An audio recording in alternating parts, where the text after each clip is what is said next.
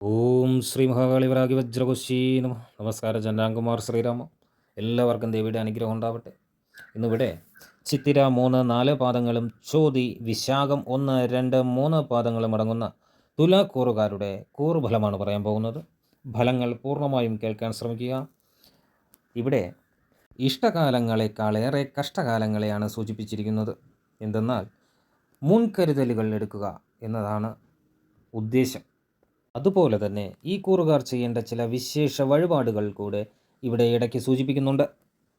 ഈ കൂറുകാർ ചെയ്യേണ്ട ചില മന്ത്രജപങ്ങൾ കൂടെ അടുത്ത വീഡിയോയിൽ പോസ്റ്റ് ചെയ്യുന്നുണ്ട്. അത് കൃത്യമായി നിങ്ങളിലേക്കും മറ്റുള്ളവരിലേക്കും എത്താൻ സബ്സ്ക്രൈബ് ചെയ്യാൻ മറക്കണ്ട, ഷെയർ ചെയ്യാൻ മറക്കണ്ട. അപ്പോൾ വ്യാഴം 9-10 ഭാവങ്ങളിലും ശനി 6-ാം ഭാവത്തിലും രാഹു 5-ാം ഭാവത്തിലും സഞ്ചരിക്കുന്ന കാലമാകയാൽ കുടുംബസ്വത്തിൽ നിന്നുള്ള ആസക്തി ഉണ്ടാവാം. വിവാഹത്തിലൂടെയും ഇൻഷുറൻസ് പോലെയുള്ള കാര്യങ്ങളിൽ നിന്നും സൗഭാഗ്യമുണ്ടാകാം. എന്നിരുന്നാലും വാതപിത്ത കഫജന്യമായിട്ടുള്ള അസ്വസ്ഥതകൾ, തെറ്റിദ്ധാരണകൾ എന്നിവ വന്നുചേരാം.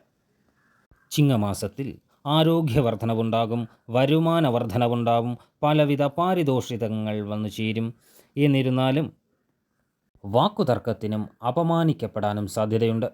കന്നിമാസത്തിൽ കാര്യതടസ്സം കാരണം മനോവിഷമത്തിനും ക്രോധം കൂടാനും സാധ്യതയുണ്ട്. യാത്രാക്ലേശമുണ്ട്.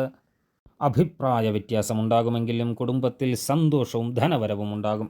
തുലാമാസത്തിൽ ബന്ധുകലകം പ്രതീക്ഷിക്കാം. പ്രതീക്ഷകൾ അവസാനിപ്പിക്കാനിടയുണ്ട്. ആത്മനിയന്ത്രണം പാലിക്കണം. വളരെ മോശ സമയമാണ്. ഈശ്വര പ്രാർത്ഥനയ്ക്ക് കുറച്ച് കൂടുതൽ സമയം കൂട്ടണം. വൃശ്ചിക മാസത്തിൽ ധനവരവ് കുറയാനും ചിലവ് വർദ്ധിക്കാനും സാധ്യത. ശിരോനേത്ര രോഗങ്ങൾക്ക് സാധ്യത. അധികാരികളുമായി കലഹത്തിന് സാധ്യത. ധനുമാസത്തിൽ ആരോഗ്യം വീണ്ടുകിട്ടും. വരുമാന വർധനവുണ്ടാകും. സർവകാര്യങ്ങൾക്ക് വിജയമുണ്ടാകും. ഉന്നത വ്യക്തികളുമായി സുഹൃത്ത് ബന്ധം പുലർത്തും. കുടുംബത്തിൽ ഐശ്വര്യം വന്നു ചേരും. സന്താന ലാഭമുണ്ടാകും എന്നിവ ഫലമാകുന്നു. മകരമാസത്തിൽ ഉന്നത വ്യക്തികളുമായി ബന്ധമുണ്ടാകുമെങ്കിലും സ്വരച്ചേർച്ചയില്ലായ്മയ്ക്ക് സാധ്യതയേറെയാണ്. കുടുംബത്തിലും സ്വരച്ചേർച്ചയില്ലായ്മയ്ക്ക് സാധ്യതയേറെയാണ്. കാര്യവിജയമുണ്ടാകുമെങ്കിലും അപമാനിക്കപ്പെടാതിരിക്കാൻ ശ്രദ്ധിക്കണം.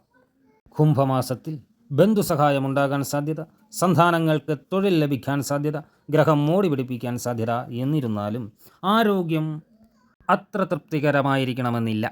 ശത്രുഭയവും വാക്കുതർക്കത്തിലൂടെ ശരീരത്തിന് ആഘാതമേൽക്കുവാനും സാധ്യതയുണ്ട്.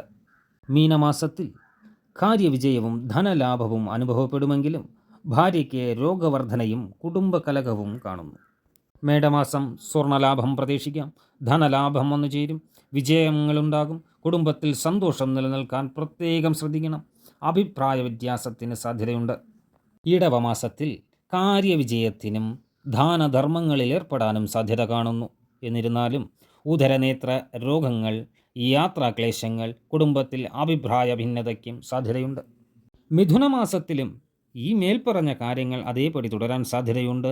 പ്രവർത്തന മേഖലയിൽ കൂടുതൽ ശ്രദ്ധ വേണം.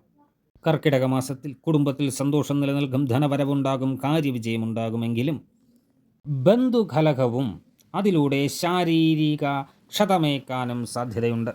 ഈ കൂറുകാർ ചെയ്യേണ്ട ചില വിശേഷാൽ വഴിപാടുകൾ ഇവിടെ സൂചിപ്പിക്കും. തിരുവാതിര നാളിൽ ശിവക്ഷേത്രത്തിൽ മൃത്യുഞ്ജയ ഹോമം നടത്തണം. ശാസ്താവിന് ശനിയാഴ്ച ദിവസം തോറും നീരാഞ്ജനം കത്തിക്കണം. പക്കം നാളിൽ കറുക ഹോമവും നടത്തണം. ഇത്തരം വഴിപാടുകളിലൂടെ ദോഷങ്ങളുടെ കാഠിന്യം കുറയ്ക്കുക. ഒപ്പം നേരത്തെ പറഞ്ഞതുപോലെ ഈ നാളുകാർ ജപിക്കേണ്ട ചില മന്ത്രജപങ്ങൾ അടുത്ത വീഡിയോയിൽ പോസ്റ്റ് ചെയ്യുന്നതായിരിക്കും. അപ്പോൾ എല്ലാവർക്കും ദേവിയുടെ അനുഗ്രഹം ഉണ്ടാവട്ടെ.